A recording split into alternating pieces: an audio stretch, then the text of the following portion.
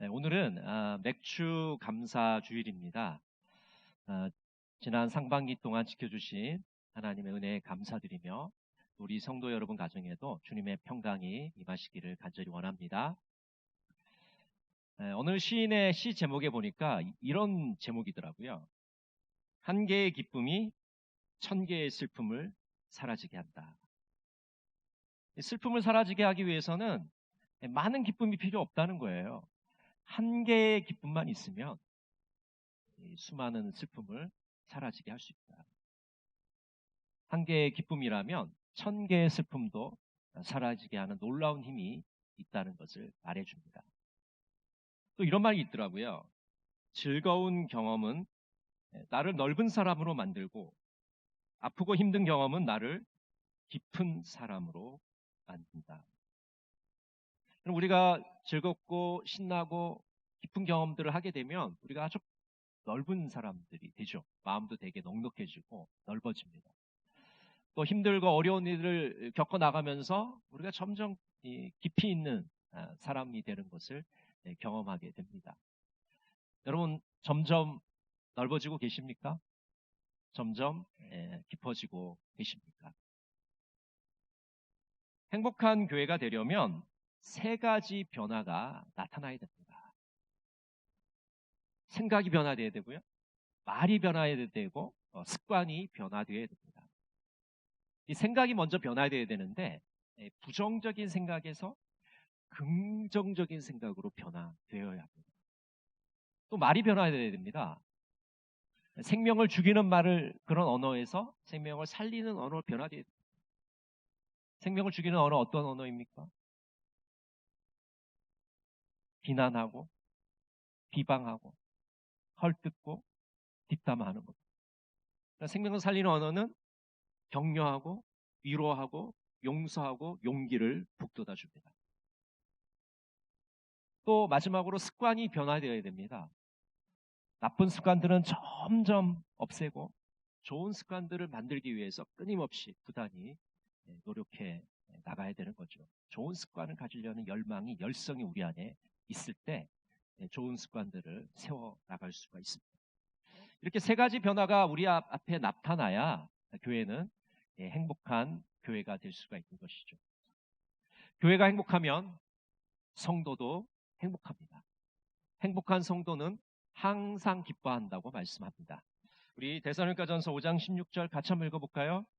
항상 기뻐하라. 항상 기뻐하라. 이 항상이란 말이 너무나도 중요해요. 늘 기뻐하라는 거죠. 기쁨은 하나님 나라의 특징입니다. 로마서에 보면 하나님의 나라는 먹는 일과 마시는 일이 아니라 성령 안에서 누리는 의와 평화와 기쁨입니다. 하나님의 나라는 무엇으로 채우느냐의 문제가 아니라 우리가 삶으로 무엇을 하느냐의 문제인 것입니다.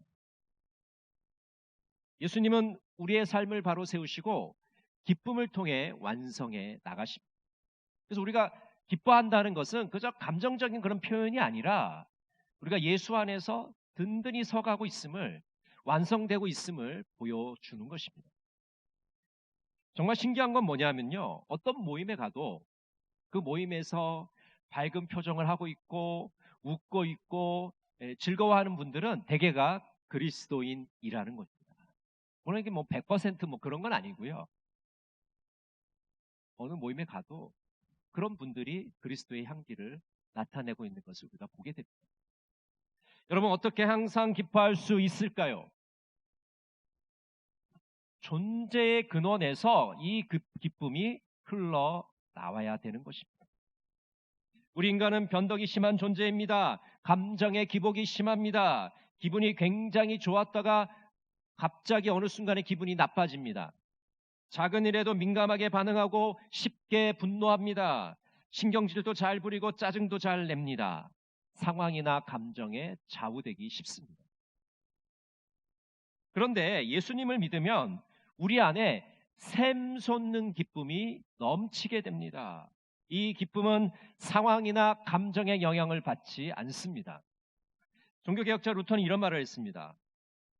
복음으로 인해서 우리의 정서와 의지는 기쁨과 감사, 해방을 경험한다. 여러분, 우리가 복음과 맞닥뜨리게 되면은 우리를 얽매고 있던 율법의 사슬에서부터 우리는 해방을 누리게 됩니다. 죄와 사망으로부터 벗어나게 되는 것입니다. 그래서 우리는 이 복음 안에서 참된 자유와 평화와 기쁨을 누리게 되는 것이죠. 로마서 8장 1절 2절은 이렇게 말씀합니다. 우리 같이 한번 읽어볼까요?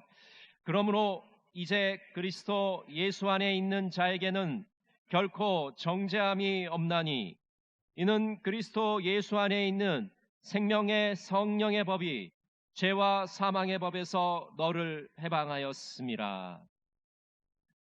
여러분, 이제 복음 안에 있는 자는 더 이상 정죄를 당하지 않습니다. 생명의 성령의 법이 죄와 사망의 법에서 우리를 자유케 하기 때문입니다. 그래서 우리가 예수 안에 있다는 것, 복음의 진리를 누린다는 것은 진정한 자유와 해방을 누리는 것입니다. 예수님을 믿으면서도 이 자유와 해방을 누리지 못한다면 얼마나 불쌍한 일일까요? 그래서 복음의 공동체는 이 자유와 해방을 누리기 때문에 기쁨의 공동체가 되는 것입니다. 교회는 자유와 해방의 기쁨이 충만하게 되는 것입니다. 이 기쁨은 존재의 가장 깊은 곳에서 흘러나오는 기쁨입니다. 그렇기 때문에 늘 싱글벙글 하면서 살아가게 됩니다. 상황의 영향을 받지 않습니다. 감정의 영향을 받지 않습니다. 우리의 영혼 가장 깊은 곳에서 샘솟는 이 기쁨은 세상이 주는 기쁨과 전혀 다른 기쁨입니다. 여러분, 돈을 많이 버시면 기쁘시죠? 근데 그 기쁨과 다른 거예요. 뭐 대박이 나고 승진을 하고 취직을 하고 좋은 학교에 입학을 하고 거기서 오는 그 기쁨과 이 존재의 근원에서 흘러나오는 이 기쁨은 전혀 다른, 차원이 다른 그런 기쁨이라는 겁니다. 왜냐하면 외적인 조건에 전혀 영향을 받지 않는 우리의 영혼 깊은 곳에서 흘러나오는 기쁨이기 때문에 그것을 우리는 샘솟는 기쁨이라고 말하고 있는 것입니다. 복음의 진리 안에 있기 때문에 깊은 곳에서 솟아나게 됩니다. 존재의 근원에서 끊임없이 흘러나오기 때문입니다. 우리가 항상 기뻐할 수 있는 이유는 이 복음의 진리 안에 있기 때문에 우리는 이 기쁨을 누리게 되는 것입니다. 두 번째로 우리는 항상 어떻게 기뻐할 수 있을까요? 성령님을 통해서 우리는 기쁨을 누리게 됩니다. 우리가 항상 기뻐할 수 있는 것은 성령님의 사역 때문입니다. 데살로니가전서 1장 6절은 이렇게 말씀합니다. 또 너희는 많은 환난 가운데서 성령의 기쁨으로 말씀을 받아 우리와 주를 본받은 자가 되었으니. 환난 가운데서 성령의 기쁨을 누린다고 말씀하고 있습니다. 여러분, 어떻게 역경과 시련 가운데 우리는 기뻐할 수 있을까요? 그것은 성령님께서 우리 안에 계시기 때문에, 우리 안에 머물러 계시기 때문에 우리는 그 기쁨을 누릴 수 있는 것입니다. 찬송가 182장 1절은 이렇게 가사가 나옵니다. 강물같이 흐르는 기쁨 성령 강림함이라 정결한 맘 영원하도록 주의 거처 되겠네. 여러분, 성령님께서 강림하시면 기쁨이 강물처럼 흘러 넘칩니다. 성령께서 임재하시면 시냇물처럼 기쁨이 흘러 넘치는 것입니다. 성령님이 우리 안에 계셔서 그 어떤 순간에도 이 기쁨을 잃어버리지 않게 우리를 도와주시는 것입니다. 우리가 무너지지 않도록 그 기쁨 안에 거하도록 우리를 인도해 주십니다. 루마니아에 리처드 범브란트라는 목사님이 계십니다. 제가 학생 때 이분의 전기를 읽고 큰 감동을 받았습니다. 여러분도 많이 설교 시간에 들으셨을 겁니다. 이 리처드 범브란트 목사님은 루토교 목사님이신데 2차 세계대전 당시에 나치에 의해서 또 고초를 당하시고 또 그 이후에 소련군이 진군하면서 공산당에 의해서 옥고를 치르게 됩니다. 그래서 무려 14년이라는 시간 동안 감옥에서 고문을 당하고 고초를 당하게 되죠. 14년이 되어서 이제 감옥에서 풀려나던 날에 리처드 범브란트 목사님이 이렇게 얘기합니다. 감옥에서 보낸 횟수가 제게는 그리 길게 느껴지지 않았습니다. 그 이유는 홀로 독방에 갇혀 있으면서도 믿음과 사랑을 넘어선 어떤 기쁨을 하나님 안에서 발견했기 때문입니다. 리처드 범브란트 목사님은 그 오랜 시간 동안 그 감옥에서 하나님의 기쁨을 발견하게 됩니다. 감옥에 갇혀 있으면서도 어둠과 우울함에 갇혀 있지 않았습니다. 성령께서 역사하셨기 때문입니다. 성령께서는 무엇으로 인한 기쁨이 아니라 무엇에도 불구하고의 기쁨을 주셨기 때문입니다. 여러분, 범브란트 목사님이 무엇으로 인한 기쁨이라면 무엇으로 인한 기쁨이 있겠습니까? 감옥에서 무슨 기쁨이 있겠습니까? 그런데 무엇에도 불구하고의 기쁨을 주셨기 때문에 고문에도 불구하고 그 기쁨을 누리게 되신 거죠. 독방에서 홀로 쓸쓸하게 갇혀 있으면서도 그 기쁨을 누리게 된 것입니다. 평안하고 안락해서 기쁜 것이 아니라 고난 가운데서도 샘솟는 기쁨을 맛보게 된 것이죠. 또 성령님은 기쁨의 열매를 맺게 하십니다. 갈라디아서 5장 22절 이렇게 말씀합니다. 그러나 성령의 열매는 사랑과 기쁨과 화평과 인내와 친절과 선함과 신실과. 여러분, 우리가 성령의 지배를 받게 되면 이 기쁨의 열매를 맺게 되는 것입니다. 성령께서 그리스도인의 성품을 빚어 가는 것입니다. 그래서 단순히 어떤 외적인 조건이나 환경 때문에 기뻐하는 그런 감정적인 기쁨이 아니라 인품으로서, 성품으로서 우리를 기쁨으로 만들어 가시기 때문에 그 기쁨의 열매를 맺어가는 겁니다. 그래서 좋은 일이 있어도 기뻐할 수 있고 나쁜 일이 있어도 기뻐할 수 있는 그런 사람이 되는 것이죠. 우리는 성령님을 통해서 항상 기뻐할 수 있습니다. 세 번째로 어떻게 항상 기뻐할 수 있을까요? 주 안에서 우리는 기뻐할 수 있습니다. 한번 따라해 보실까요? 주 안에서 항상 기뻐할 수 있다. 우리 빌립보서 4장 4절을 같이 한번 읽어볼까요? 주 안에서 항상 기뻐하라. 내가 다시 말하노니 기뻐하라. 여러분, 우리는 주 안에서, 그리스도 안에서 기뻐할 수 있습니다. 참된 기쁨, 영원한 기쁨은 예수님만이 주실 수 있는 겁니다. 예수님 외에는 이 참된 기쁨과 영원한 기쁨을 우리에게 줄 수 있는 존재가 없는 것이죠. 빌립보서 2장 17절 18절은 이렇게 말씀합니다. 만일 너희 믿음의 재물과 섬김 위에 내가 나를 전제로 드릴지라도 나는 기뻐하고 너희 무리와 함께 기뻐하리니 이와 같이 너희도 기뻐하고 나와 함께 기뻐하라. 내가 나를 전제로 드릴지라도. 여러분, 이 전제라는 것은 제사의 일종인데요. 이 제단 위에다가 포도주를 부어서 드리는 그런 제사예요. 그래서 다른 제사를 예비할 때도 쓰고 그 자체로도 하나의 제사가 되는 그런 제사입니다. 그걸 우리가 전제라고 그러는데, 전제로 하나님께 드린다는 건 무슨 말이냐면 이 포도주의 색깔이 빨간 색깔이잖아요. 마치 내 피를 드리는 것처럼 내가 하나님께 내 목숨을 드리겠습니다. 하나님께 헌신하고 희생하겠습니다는 바울의 각오가 담겨져 있는 표현입니다. 그러면 지금 빌립보 교우들에게 바울은 뭐라고 얘기하냐면 내가 내 목숨을 드릴지라도 내가 하나님께 충성하고 헌신하기를 원한다. 그것이 나의 기쁨이다. 너희들도 나와 함께 기뻐하자. 이렇게 사도 바울이 말씀하고 있는 겁니다. 여러분, 목숨을 내어주는 이 상황이 기쁜 상황입니까? 감옥에서 편지를 보내는 이 상황이 기쁜 상황이에요? 슬퍼할 상황 아닙니까? 근데 사도 바울은 하나님이 주신 이 기쁨을 그 어떤 것도 뺏을 수가 없어요. 내가 하나님께 드리는 이 희생과 헌신이 정말 기쁨이 된다고 고백하고 있는 것이죠. 일본의 기독교 사상가인 우치무라 간조는 어린 시절에 일본 신들을 섬기며 자랐습니다. 무려 800만 개나 되는 신들을 섬겼다고 합니다. 몇 개요? 8개가 아닙니다. 800만 개입니다. 800만 개. 여러분, 800만 개의 신을 섬긴다는 건 어떤 걸까요? 우리는 경험이 없어서 잘 이해가 안 되는데, 자, 여기서 이 신이 요구하는 게 있어요. 또 여기서는 이 신이 요구하는 게 있고, 또 이 신이 하지 말라는 게 있고 이 신이 하지 말라는 게 있어요. 그게 800만 개가 되면 어떻게 될까요? 우치무라 간조가 이렇게 얘기해요. 800만 개의 요구와 800만 개의 금지 때문에 숨이 막히고 도저히 답답해서 살아갈 수가 없었다.